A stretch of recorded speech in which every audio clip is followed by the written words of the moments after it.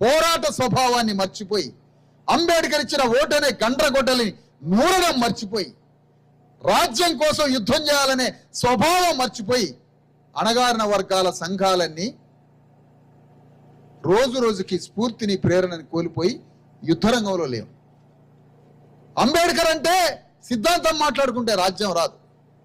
కొమరం భీము గురించి మాట్లాడుకుంటే రాజ్యం రాదు.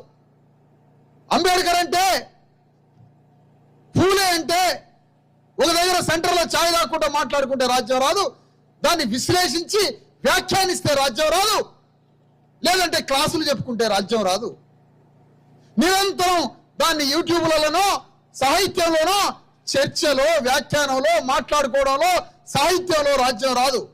పూలే అంబేద్కర్ సిద్ధాంతాన్ని యుద్ధరంగంలో దింపి, ఆ యుద్ధరంగం నుంచి నీ జనాన్ని సమీకరించి, తాత్వికంగా రేఖ గీసి, నీ వర్గాన్ని, నీ శత్రువుని చూపించి వాళ్ళ మీద ఓటనే ఆయుధాలతో యుద్ధం చేస్తే రాజ్యం వస్తుంది తప్ప వ్యాఖ్యానిస్తే రాజ్యం